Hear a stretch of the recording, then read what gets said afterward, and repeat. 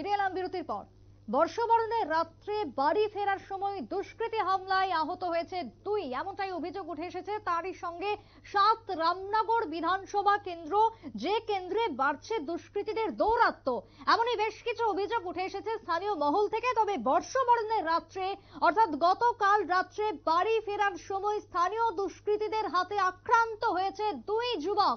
আরো একবার জানিয়ে রাখি, রামনগর গোলচক্কর এলাকার ঘটনা। স্থানীয় দুষ্কৃতীদের হাতে আক্রান্ত দুই অভিযুক্তদের বিরুদ্ধে ইতিমধ্যেই দায়ের করা হয়েছে মামলা, থানায় অভিযোগ দায়ের করা হয়েছে। কিন্তু পুলিশি ভূমিকাতে ক্ষোভ বাড়ছে জনগণের। এই প্রসঙ্গে কি অভিযোগ উঠে এসেছে আক্রান্তদের, শুনুন।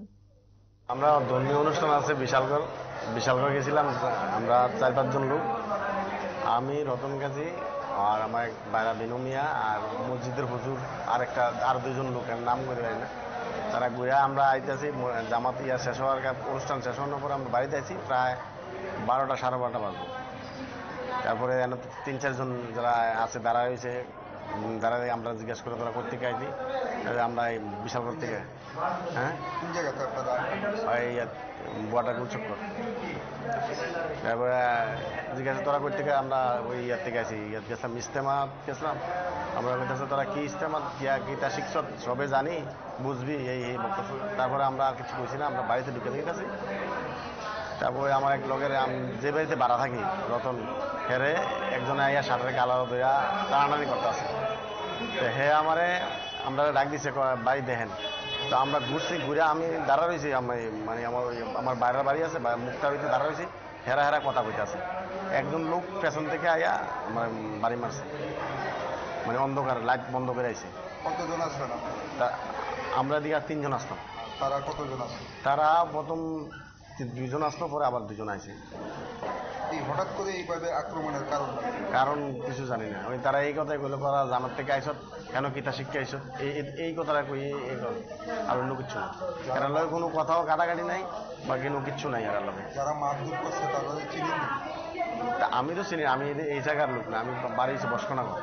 এখন অব্দি তাদের পরিচয় পাইছেন? তারা পরিচয় তো পাওয়া গেছে। আপনাদের কজনকে মারধর করছে? আমরা 3 জনের মারধর করছি। কি দিয়ে মারধর করছে?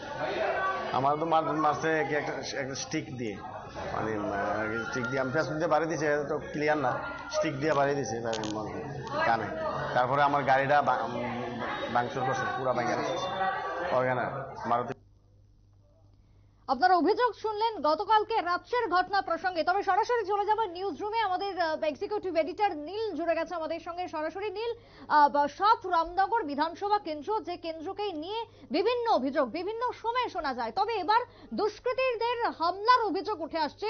গতকাল রাত্রে কার্যত আক্রান্ত হয়েছেন 2 যুবক। কি বলবে, ঘটনা ঠিক কোন দিকে যাচ্ছে? দেখো, বিশালগড়ে ধর্মীয় সমাবেশ সেরে এই যুবকরা আসছিলেন, বাড়ি ফিরছিলেন।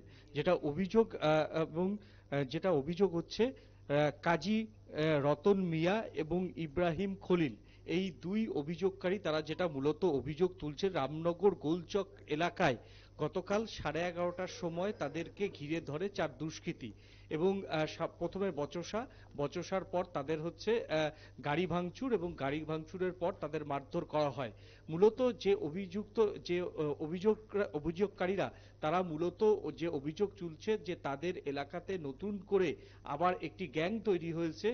তারা বিভিন্নভাবে চাঁদার জুলুম করছে, বাড়িতে বাড়িতে গিয়ে পয়সা চাইছে বলে কিন্তু এমনটাই অভিযোগ করেছে। অভিযুক্ত যে যুবকদের নাম সেটা হচ্ছে ঝোটন দাস, তাপস দাস, রাজকুমার দাস এবং মনতোষ দাস। মূলত এই 4 যুবকের বিরুদ্ধে কিন্তু অভিযোগ উঠেছে। আমি আবারও একবার নামগুলো বলছি: ঝোটন দাস, তাপস দাস, রাজকুমার দাস এবং মনতোষ দাস। এই 4 জনের নামে গতকালই থানাতে গিয়েছিলেন অভিযোগকারীরা, কিন্তু কোন রকম থানা কর্ণপাত করেনি বলে দাবি করেছেন এই ইব্রাহিম খলিল। তারপরই আজকে আবার রামনগর ফাঁড়িতে যায়, যদিও রামনগর ফাঁড়ি তাদেরকে আজকে থেকে মামলাটা গ্রহণ করে এবং লিখিতভাবে তাদের অভিযোগ রামনগর ফাঁড়ির পক্ষ থেকে নেয়। যেটা হচ্ছে মূলত এদের যে 4 অভিযুক্ত যুবক, তার নাম হচ্ছে ছোটন দাস, তাপস দাস, রাজকুমার দাস, মনতোষ দাস। এদের বিরুদ্ধে যে এখন সিরিয়াস অভিযোগটা হচ্ছে সেটা হচ্ছে তারা একটি বাইক নিয়ে সেখান থেকে বেরিয়ে যায় এবং অভিযোগকারীদের সেই বাইকটা ছিল, তবে বাইকটা এখনো তাদের কাছে আসেনি বলেই দুপুর পর্যন্ত কিন্তু তারা থানায় যাওয়ার সময় পর্যন্ত কিন্তু এই অভিযোগটা করেছে। গত দুদিন আগে এই যে অভিযুক্তরা, অর্থাৎ এই যে ছোটন দাস, তাপস দাস, এই যে অভিযুক্তরা, তারা গত দুদিন আগে জয়পুরে উত্তর চৌমুনি এলাকাতেও কিন্তু তারা কিন্তু এক যুবককে মারধর করে এবং সেই সময় তার পরিবারের লোকজনরা চলে আসতে তারা সেখান থেকে চম্পট দেয়। স্থানীয় বিধায়ক সুরজিৎ দত্তের প্রয়াণের পরই এই যে 4 যুবক বা তাদের একটা গ্যাং সেখানে সক্রিয় হয়েছে বলে কিন্তু স্থানীয় মানুষের অভিযোগ। স্থানীয় মানুষ যেটা জানাচ্ছেন, আগে এই যে অভিযুক্তরা তারা প্রয়াত যে বিধায়ক সুরজিৎ দত্তর নাম শুনলে তারা ভয় পেতেন বা সেই সমস্ত জায়গায় শান্তি শৃঙ্খলা ফেরাতে প্রয়াত সুরজিৎ বাবুর একটা ভূমিকা ছিল। কিন্তু তিনি প্রয়াত হওয়ার পরই এই অভিযুক্তরা আবার নতুন করে এলাকায় সক্রিয় হয়েছে। তারা এলাকায় দাপট দেখাচ্ছে এবং বাড়িতে বাড়িতে গিয়ে হুমকি, চাঁদার জুলুম এই সমস্ত করছে বলে কিন্তু সেখানকার স্থানীয় মানুষের একটা বড় অংশ অভিযোগ জানাচ্ছে। এবং তাদের যেটা মূলত বক্তব্য সেটা হচ্ছে, এই যে অভিযুক্ত যে যুবক, সেই অভিযুক্ত যুবকদের কন্ট্রোল করবে কে? এখন ওই এলাকায় কোনো বিধায়ক নেই, প্রয়াত হয়েছেন সদ্য বিধায়ক, উপনির্বাচন হবে, তারপর বিধায়ক হবে, কিন্তু তাদের কন্ট্রোল করবে কে? এই প্রশ্নই কিন্তু এখন স্থানীয় মানুষের মনে। স্থানীয় মানুষের যেটা দাবি, ইতিমধ্যেই যেহেতু থানায় অলরেডি অভিযোগ হয়েছে, তারপরেও সেইভাবে পুলিশের কোনো ভূমিকা সে বিশেষভাবে তারা লক্ষ্য করতে পারেনি। তাহলে পুলিশ এবং হচ্ছে যে স্থানীয় জনপ্রতিনিধি গত হয়েছেন, তাহলে তার পরবর্তী যে প্রশাসনিক কাজ সেটা কিন্তু স্থানীয় পুলিশ করবে। তবে পুলিশ এই কাজ করছে না বলেই মূলত সেখানকার বাসিন্দাদের অভিযোগ।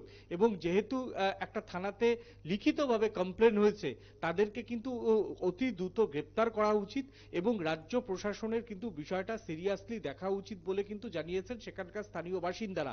এই সবে মাত্র তারা শুরু করেছে। এই মুহূর্তে যদি পুলিশ প্রশাসন এই যে অভিযুক্ত যে 4 যুবক রয়েছে বা তাদের একটি গ্যাং রয়েছে সেখানে, তাদেরকে যাতে এই মুহূর্তে কড়া হাতে দমন করে, না হলে কিন্তু বিষয়টা আরো বেড়ে যাবে এবং এই চাঁদার জুলুমবাজি অনেকটাই বাড়বে। এবং সেই জায়গাগুলিতে দ্রুত যাতে পুলিশ পদক্ষেপ নেয় সেই দাবি কিন্তু তারা জানাচ্ছেন। যদিও আমাদের যে স্থানীয় প্রতিনিধিরা যারা এই খবরটা আজকে করেছেন, তারা যারা অভিযোগকারী তাদের প্রশ্ন করেছিল যে তারা কি এই লোকাল যে স্থানীয় নেতা বা স্থানীয় যে কাউন্সিলর তাদের কাছে কি গিয়েছিল, বা তাদের অভিভাবক হচ্ছে মেয়রও হতে পারে, তাদের কাছে কি গিয়েছিল, তারা কিন্তু সেই জায়গাতে কোনো উত্তর দেয়নি। তারা শুধুমাত্র দাবি করছেন যে অভিযুক্তদের আগে গ্রেপ্তার করতে হবে এবং গ্রেপ্তার করার পরে এই অভিযুক্তরা যাতে আর মাথা চাড়া না দেয় সেই ব্যবস্থা স্থানীয় পুলিশকে করতে হবে। কিন্তু সেখানকার যারা স্থানীয় নেতা তাদের ভূমিকা নিয়েও কিন্তু ইতিমধ্যে প্রশ্ন উঠছে। একজন স্থানীয় বিধায়ক তিনি গত হতেই পারেন, সেখানে কিন্তু কাউন্সিলর রয়েছে বা শাসক দলের মণ্ডল সভাপতি রয়েছে, তাহলে তারা কেন বিষয়টা জানার পরে প্রশাসন বা পুলিশের সঙ্গে কথা বলছে না স্থানীয় দুষ্কৃতীদের এইভাবে দৌরাত্ম্য আটকাতে? এই প্রশ্নও কিন্তু সেখানকার স্থানীয় মানুষ ইতিমধ্যেই করেছে। এবং স্থানীয় মানুষ রাজনীতির বাইরে গিয়ে যাতে এমনি এলাকা, সীমান্তবর্তী এলাকা, সেই সীমান্তবর্তী এলাকাতে যাতে নতুন করে দুষ্কৃতী দৌরাত্ম্য না হয়, তার জন্য কিন্তু স্থানীয় প্রশাসনের পাশাপাশি স্থানীয় যারা শাসক দলের নেতারা আছেন তাদেরও কিন্তু হস্তক্ষেপ চাইছেন। সুপ্রীতি, একদমই অনেক ধন্যবাদ নীল। আমাদের সঙ্গে সরাসরি নিউজ রুম থেকে ছিল আমাদের এক্সিকিউটিভ এডিটর নীল। তবে 7 রামনগর বিধানসভা কেন্দ্র, যে কেন্দ্রে দুষ্কৃতীদের দৌরাত্ম্য বাড়ছে বলেই অভিযোগ উঠে এসেছে, কারণ বর্ষবরণের রাত্রে বা দুষ্কৃতী দ্বারা আক্রান্ত হয়েছেন 2 যুবক। যদিও এমনটাই অভিযোগ স্থানীয় সূত্রে, পুলিশের ভূমিকা নিয়েও ক্ষোভ দেখা দিয়েছে জনমনে। একটা ছোট্ট বিরতির পর ফিরছি, সঙ্গে থাকুন।